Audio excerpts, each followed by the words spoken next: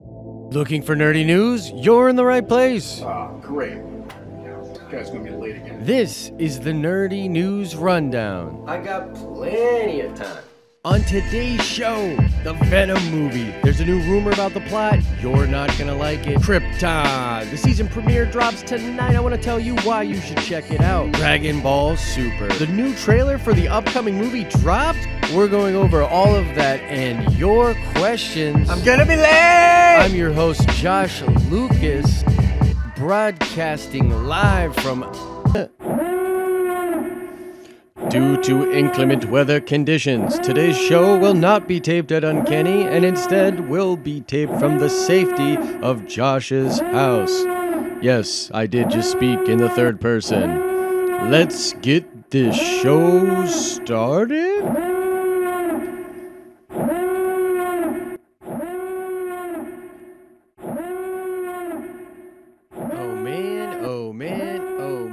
What is up, all of you beautiful nerds from around the world? I am, of course, Josh, and as you saw in the intro, we are not at Uncanny today. It is another nor'easter. It's really coming down out there, too. I'll put some video footage of it up on my Instagram story for anybody that wants to check that out later. But yeah, it is not looking so good outside. And we just keep getting pounded in Philadelphia. It's absolutely crazy.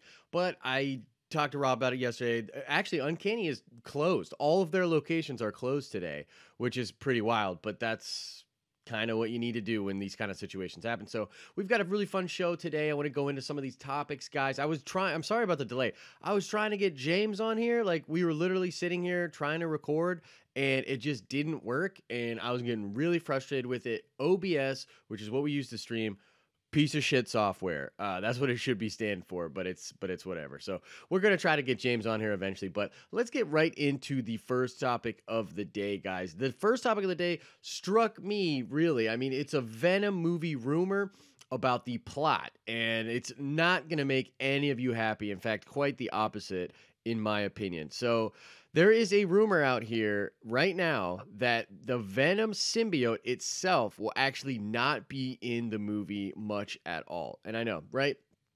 Absolute craziness. Now, a lot of you have been following my coverage of the Venom movie. I sort of waxed and waned on it. I was like, man, I'm really all about this movie. Not so much. And then, I've been through the ringer with this film. And it's not even out yet. Now, when the trailer came out, I was pretty disappointed in it. I was like, man, where's Venom in the trailer? And everybody said, oh, well, it looks like a Tom Hardy movie to me. There's no Venom in this Venom movie. What's going on? And everyone was like, nah, man, it's probably just the effects. Like, the effects aren't finished. Let's give them the benefit of the doubt. It's going to be okay. We'll get more Venom when the actual movie comes out. But apparently that might not actually be the case, okay? So I'm reading from an article here on comicbookmovie.com. It literally says, now a new rumor is doing the rounds that we won't actually see more than a couple minutes of the Venom in the movie. Instead, the symbiote will most likely manifest itself via the black veins on Eddie Brock's arms and the tendrils, even a shield during a car chase. It won't be until the very end of the movie that the alien forms a suit around its host, and even then, it will only be for a battle lasting just a couple of minutes. As he's going to be fighting like a lead scientist that is also infected with an alien symbiote. Now, it goes on to say here, nothing is confirmed right now, but based on what the producers, Ava Arad and Matt Tolmach, did with the Amazing Spider-Man movies, it's easy to believe and points to an underwhelming solo outing for the fan-favorite Marvel Comics character. Throw in the fact that there's only a modest budget and a lack of Venom definitely makes sense. Okay, so that's the report out there. John Camp is reporting on this. A lot of different people are reporting on this, and so what do I think's going on here? Well, man, if this is true, I think there will be rioting in the streets. Now, right from the get-go, when I started covering the Venom movie, there was a contingent of fans that was like, yo, screw this movie, screw Sony. They can't get anything right. Why would you be excited for this movie? And I was like, well, Tom Hardy, he's very selective with his scripts. So I tend to believe that the script is probably solid, but it's probably very character-based. If they literally do not show the Venom symbiote, if the Venom symbiote does not play a big role in this movie, fans are going to have a problem with it. Like, it doesn't matter. I mean, I guess I shouldn't say that it doesn't matter if the film is great or not, because honestly, if they give us this incredible movie with a lot of intrigue, a lot of interesting things going on sci-fi wise, I will be into that. But it's like such a bummer if they're not actually going to use the symbiote. I mean, it's the Venom symbiote. What do you mean you're going to make a Venom movie with like just a couple minutes of the actual Venom symbiote? I mean, that man, I like honestly when I read this story this morning and someone shared it on Facebook, one of my comic book friends shared it to me on Facebook, and I was like, "Yo, what? No way!" Like, dude, what are they thinking? And you know, you saw the thing at the South Pal Comic Con where like Tom Hardy gets on there and says to the fans, "I'm gonna do everything in my power to give you the best Venom in the Venom movie possible." But like, I don't really think we want an Eddie Brock movie. You know what I mean? Like, we didn't really sign up for an Eddie Brock movie. We signed up for a Venom movie. And, you know, couple this with the fact that, you know, Spider-Man is apparently going to cameo in the film and not really be in it that much at all. It might just be Peter Parker. I mean, this movie is shaping up to look a little bit disastrous. When the trailer dropped, everybody thought, okay, yeah, they're probably just working on the effects. But what if that's an actual depiction of what the movie's going to be like? You know what I'm saying? Like, what if that is legitimately what they have cooking over there for this Venom film? Oh man, like I get a lot of bad vibes. I'm not particularly pumped about this news, but I definitely want to know what all of you guys think about this. Let me know in the comment section. When it comes to the Venom movie, would you be okay with just a smidgen of Venom? Like, I'm like laughing. I can't even take it seriously. Of course not. But please, if there are some people out there that would be okay with this, I want to know why. Like, I want to know where your head's at with this process. Like, oh yeah, I'd be okay with it if the movie did this, this, and this. Let's have a conversation about that in the comment section below, because I'm kind of in shock that this is the actual news out there. I kind of can't believe that they would do this with the film, but then again, it's Sony. All right, I'm going to leave it there, guys. Let me know in the comment section, what do you think about all this Venom craziness? Please, let's talk about this, okay? Now, let's get into the next topic. This has to do with the Krypton Premiere. Now, if you haven't been closely following the channel or me on social media, I have been super pumped about this Krypton show. I am a big, big Superman fan, and so I wanted to talk a little bit about what to expect in tonight's premiere and why all of you should consider checking this thing out. So, actually, the first thing I want to go into is I got this little thing in the comic shop. It's a free Superman book talking about the history of Krypton and the different houses and stuff, and it's got like an old school kind of vibe to it. It's actually got Mike Mignola layouts, different art and stuff like that, which I thought was really cool. It deals with cloning, which I think is going to be a big part of what goes on in the show. But in the back of the issue, there is a really, really cool little breakdown here of the different houses that you'll have to deal with. And so it has the House of Zod, which is the ancient house dating back to the pre-cataclysm times. Zod and the protector of Krypton, defined by their honor and not their blood. All Zod children must undergo a test of honor. They're super loyal. They're like the military branch, right? You get the House of El, breaking that down. The scientists, the big legacy there. But you'll find out something that's going on with the House of El, which the main characters sort of have to get over. There's the House of Vex, which is sort of like the police. They also like arrange the marriages and different things like that. And then there's the House of M, which is kind of an interesting thing. Lost to Zod in the Kandorian duel. The two houses have been linked ever since. M tries to ring to the military guild, finding inner peace with their duty and their purpose. It's really cool. So one of the aspects of the film or the show that excites me personally is this idea of the different houses, you know, dealing with what's going on Krypton. It has a very Game of Thrones type vibe to me, and I've always loved that about the Kryptonians, but also just in general in myth. You know, feudal type storytelling, Shakespearean type stuff is very interesting to me. And I'm looking at an article here on Nerdist.com, and it talks about the 5 things that should get you pumped about it or things to look forward to in the premiere. And number 1 on their list, and it's to be super high on mine, is Brainiac. So I love the idea that they're doing with this show. If you don't know the premise here, it's that Brainiac is going back in time to Krypton, and he's dealing with Kal-El's I think it's his grandfather or his great-grandfather, and essentially it's 2 generations, so it's his grandfather, and he's trying to stop Superman from existing. So he's messing around on Krypton to prevent Superman from becoming the greatest hero of all time, the guy that thwarts Brainiac the most. And if you look at just the visual way that they did this Brainiac character, they look like they really nailed it. I love Brainiac as a character in this ancient, time-traveling, like godlike presence that he brings to the show. I think it's going to be so interesting, and I'm very excited to check that out. Number 2, they say that its lead is a serious comic book nerd, and they are referring to the guy that plays Seg L, who is Cameron Cuff. And apparently he's just like a huge like nerd, a big sweaty. So he's really, really into the role. That's always nice to hear. There'll be in another thing they said in this article is there's ancestral holograms, which is like another big Superman thing from like the Donner versions and the Zack Snyder versions. There's all this like history and stuff like that. So like I said, it's going to sort of fill out that myth. And if you love Superman the way I do, you'll be really excited to check that out. It says on the article here that the outfits are super crazy, and I agree with that. Like, it was so crazy. We heard about this Krypton show like 2 years ago, and I didn't know what to think of it. But as I look at the set designs, as I look at the costumes, the way that they're treating this with such respect, you can't help but get pumped about it if you are a big time Krypton fan. And then another thing that I think everyone will find interesting, but especially like the female fans, the females that watch the show, is that it's got like really complex, strong female characters. And so on Krypton, there's all sorts of characters that are female, but like female Kryptonians are still like super badass. It's sort of not as hierarchical as it is on Earth. And so there's a ton of really cool female characters that I think will be in the mix here with Superman's grandfather, you know what I mean, with Adam Strange, with all of these different characters. And so that is super, super cool stuff to check out as well. So overall, everything that I've seen has got me really excited. Now, I did look into some reviews, and they're sort of mixed right now. People are saying that, like, it's, you know, bland, there's no superheroes, whatever. It's really hard for me to accept reviewers of some comic book material like this because it's like, do you guys even realize why you should be excited about it? You know what I mean? Like, as a comic book fan, there's all sorts of different aspects to it that I'm, like, super pumped about. So, I don't know.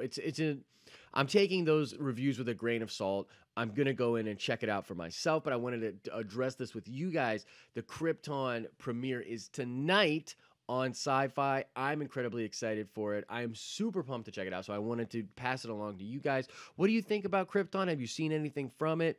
Are you going to be checking out the premiere, the sort of pilot episode, and maybe give it a chance after that? Are you like, no way, no how? I'm very interested to know what everybody thinks about Krypton in the comment section below, because like I said, it's very, very interesting to me, but I want to know what everybody else thinks about it as well. All right, let's get into the third topic of the day. This has to do with Dragon Ball Super, okay? Now, you know, if you've been following the channel, I've been incredibly pumped about what's going on with Dragon Ball Super and Dragon Ball in general. Yesterday saw something happen that was just like absolutely ridiculous. Nobody on the internet was ready for this. They dropped a teaser trailer for the new Dragon Ball Super movie, and it's in English. Okay, now this is a big deal for a couple of different reasons here. Number one, it's really mad early for a teaser trailer. This movie drops December 14th in Japan. Nobody was expecting a trailer like this soon in the year. But apparently Toei has at least some of the animation that they're working on, and they got a trailer out for this thing. And yeah, it's a teaser. It doesn't show too much, but it shows the new animated style that this movie will be taking place. Now, when I talked about this show, or the show and the movie, I think it was last week, I did talk about the One Piece animators. And there's a different type of animation style in this movie that a lot of Dragon Ball fans are not going to be used to. And so you see it for the first time in this trailer. I definitely suggest everybody goes and checks it out. It's more fluid. It's almost like a little bit more flat. You could think of it as cell shading. I've heard people throw around like words like it's manga-esque. It looks a lot more like the manga from the Dragon Ball manga, which has a different color palette than the show. You can definitely see the One Piece influences with sort of like the stretchy, more fluid motions. I'm personally a big fan of it. I think it looks really cool, but it is a little bit different. It's jarring, especially compared to the current animation that we are getting on Dragon Ball Super, right? But one of the other things that was interesting is they showcased the new enemy for this movie in this new teaser trailer, okay? And so the whole internet is like, yo, who is this enemy?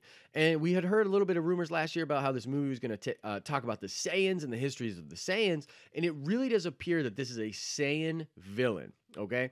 And it's either Yamoshi, which was revealed to be the original Super Saiyan god, or it is somebody maybe tied to Yamoshi, maybe a descendant of Yamoshi or something, or like a Saiyan from a different world.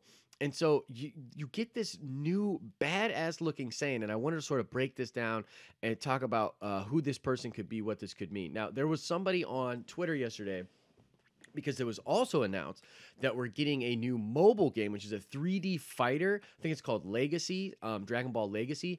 And man, does it look dope. Like, it legitimately looks awesome. I was going to cover it, but that's something we're going to be putting on the Den of Nerds Gaming, which more details on that coming soon. But there was a new villain for that game too, which was a new Saiyan. And so let me see here. I'll try to pull up the design for this, because some people were claiming for that this villain would indeed be the villain for the movie as well. And I'm not 100% sure on this, but it's certainly worth talking about here. So let me see if I can pull this up. Oh, this might be a disaster to try to pull up here. Yeah, so I guess I won't be able to pull it up. But they did release a new villain for that mobile game, and some people believe that that's the same villain. But the tweet was like weird. It mentioned the movie coming out in the summer, which leads us to believe that's sort of like fake news sort of thing, right? So I don't know if that's necessarily the case. But my gut right now tells me that it could be Yamoshi or somebody related to Yamoshi, but it's like, why would that make sense? Because Yamoshi was like a good character, right? He was like honorable and stuff. And so the question becomes like, is this like Yamoshi resurrected and turned evil?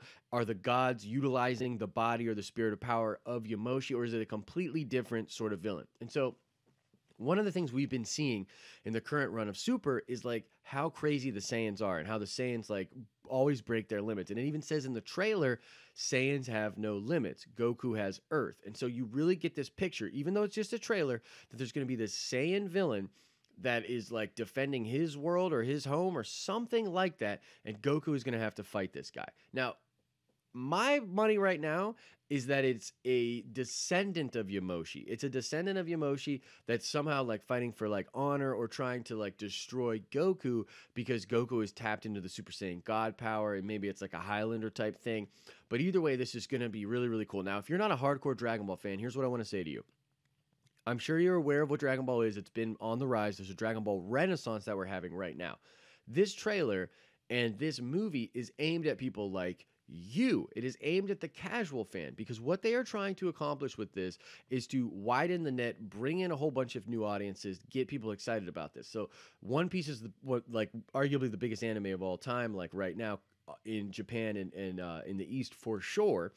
And so bringing in that animation style is one thing, but this trailer was in English. It wasn't in Japanese. It was in English. The text was in English. So they're going after an international audience. One of the things that I've been very vocal about when criticizing Toei over the last couple years is that they don't seem to understand how big their audience actually is, and they don't seem to understand how to tap into the international marketplace. Like, for instance, when the show first came out, there was no legal way to watch it in the States for a long, long time. The only way to watch the show was to pirate it. And people would have paid. People would have paid money. They would have given Toei a little bit of money to be able to watch the show because the fans are hardcore. But because I think they're slowly coming around to this, the break that they're taking with Super, the anime, the idea behind this movie, and the thought that goes into like a teaser like this, and what I think they're actually doing here, it has me really, really excited as a fan, because we might actually get to like a whole new level for Dragon Ball Super. This movie might bring new eyeballs, and maybe when we return to the series or we do whatever the next series is, Toei will have learned from their mistakes, and they will actually put together a product that like all sorts of audiences can access, right? So my honest opinions about the trailer, like yesterday, blew me away. I wanted to cover it, but I did that bonus video for the Silver Surfer thing in Infinity War, and YouTube just doesn't like it when you put too many videos out in one day. So I was like, okay, well, we'll wait and talk about this tomorrow on the show. I'm incredibly pumped. if you're a Dragon Ball fan, I want to know, how excited are you? What do you think about the new animation style? What do you think is the future of Dragon Ball? Do you agree with me that this is a good sign that Toei is doing sort of the right things here to widen the net, to like bring in a new audience? Because that's kind of where my gut goes. That's where my head goes. And so that's those are my thoughts. But I definitely want to know everybody's thoughts about that in the comment section below. Let me know, like, what are you super into, or not? Are you into this? Are you not into this? How are you feeling about Dragon Ball Super? Please let me know in the comment section below. All right, let's get into the last topic of the day. It's New Comic Book Day, everybody. And even though Uncanny is closed, you're gonna be able to get your comics there maybe tomorrow, or buy some online. Now, speaking of online, this sweet image right here is from my comic book, Robin Hood Eon's Edge. However, this is from the mobile comic, which was a version of the comic, which is a totally new original story that we made that is supposed to be specifically for mobile phones. So here's what I want to do. I'm gonna talk to you guys about this because, as my subscribers and stuff like that, you're kind of into what I do here. So if you're watching this show on your phone and you're interested, and you got a little bit of dough and you're interested, you want to check out what I'm doing in comics right now, what I want you to do is I want you to click in the link below. It'll take you to Comixology, and you can, on your phone, literally purchase the book, which is $1.99, through the app. And then when you read the app or read the book, it is going to be on the app. And here, let me see if I can pull this up for you. Hopefully you can see this on the screen. Okay, so you see how I'm like tapping there? You see how I'm tapping and the bubbles pop up, and then there's movement and whatnot? Well, this is the mobile comic, and my battery's going low. Great. So the idea with this is we wanted to create an experience for people that was exclusive to the mobile phones, and that was like sort of a way to take the comic book reading experience but make it work on mobile. And so it's an experiment, and I think it's pretty cool. But if you're interested in it, it's only $2. Click it. You have to get it on the app so that you can read it the way that it was designed to be read. But this is, it's New Comic Book Day. I wanted to sort of talk about my comic. By the way, too, check this out.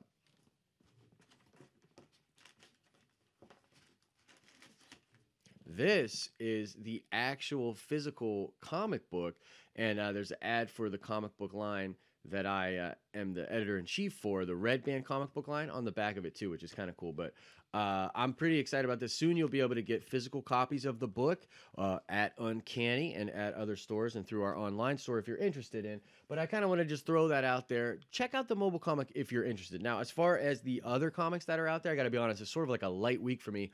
There's the Avengers No Surrender, where the Immortal Hulk is now going to fight the Iron Hulk.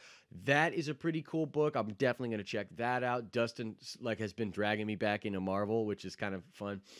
There's the Doctor Strange Inferno book. The newest one of those came out right now, which is basically, if you don't know, after the events of Secret Empire, a lot of people died, and Doctor Strange decides to resurrect Las Vegas, and it causes some big problems. That's sort of an interesting book. I'm sort of here or there on it. I'm not like super into it. There's also the second issue of the new Brave and the Bold run from DC. That book is pretty cool. I would definitely consider checking that out. But there's a ton of cool comic books out there. So if you are feeling it, maybe go check out the mobile comic. I'd be interested to know what you guys thought about that. If not, maybe go check out some other books. Support the comic book industry. If you like what's going on the screen, you want to check out the books, man. There's great stories going on in these books, and the comic book industry is kind of hurting. So I wanted to kind of talk about that. Now, let us get in to some fan questions, and these are some fantastic fan questions. And I want to start with a question from Amanda DeWeese. I think it's DeWeese. Should I say DeWeese or DeWeese? Let me know, Amanda. And by the way, I am going to email you back. I was just crazy busy yesterday. Amanda, thank you so much for the love, as always. So she wanted to know a little bit more about the comments I made yesterday about Rian Johnson being a douche. And so she kind of wanted to see where my head's at with that. Why did I think that? And so I was like, okay, we'll go into this. So check it out. Ryan has the persona of a guy that presents himself as super agreeable and yet is secretly calculating behind the scenes and trying to make his vision just like he only cares about his vision. Now, when him and Ram came on to this thing, and they even say this in the documentary, he felt like an outsider. He said he really thought he would be considered an outsider, and him and Ram would be in there, and they'd sort of have to fight for every decision to sort of make all these things. Now, that did not end up being actually the case, but I think that his attitude in that way and his like chip on the shoulder sort of way of thinking about things still carried over. And I talked to James about this a little bit, and we're going to go into it on a video on his channel next week. But James completely agrees with me. Like, there were a lot of people questioning things that he did, and you know, he would make all these assertions and sort of make things be the way he saw them to be.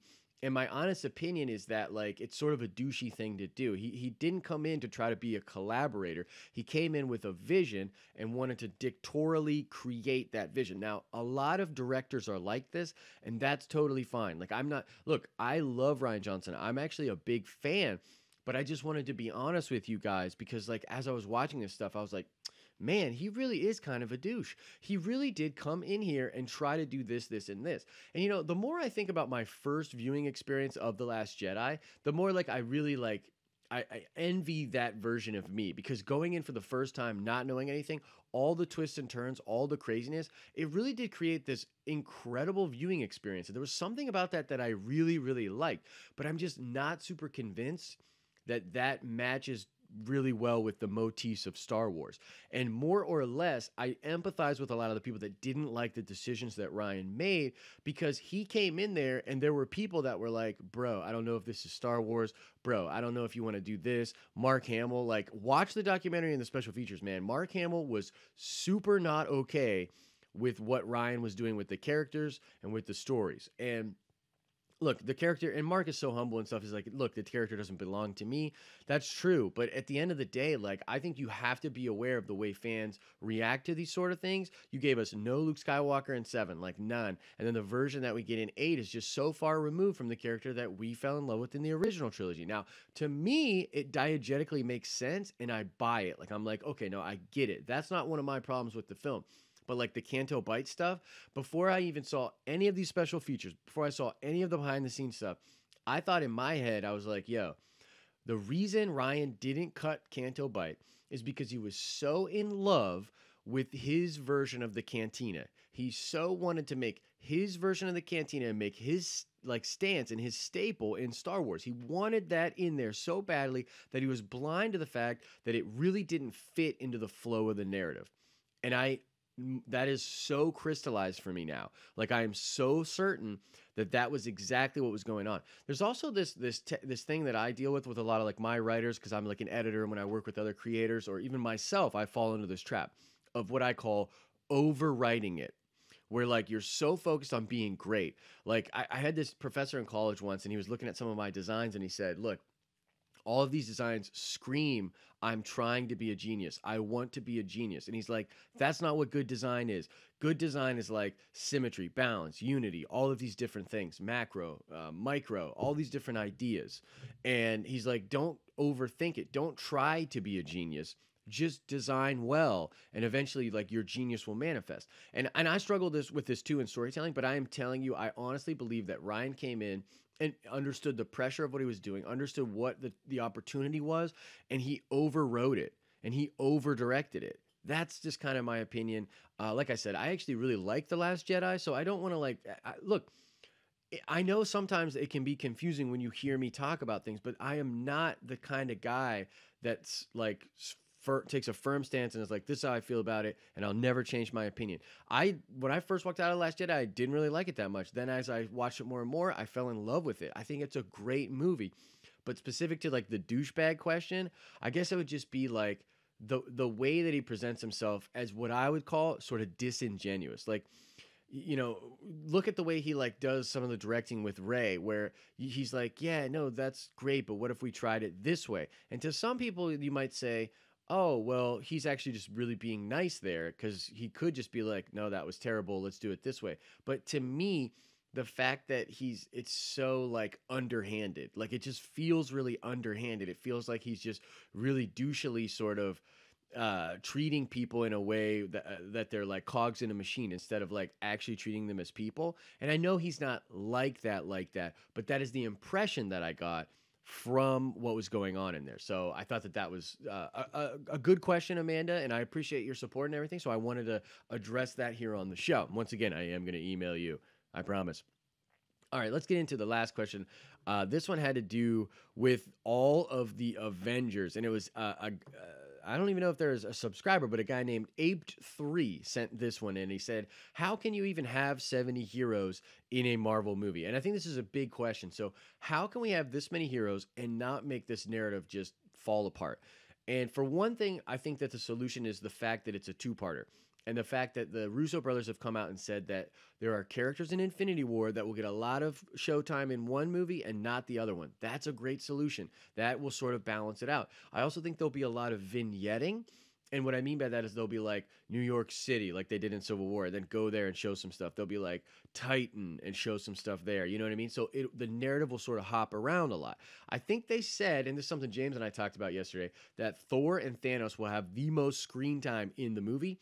And that makes a lot of sense. And so that's one way to do it, is centrally focus on those characters and their journey and sort of have tendrils of stories here and there.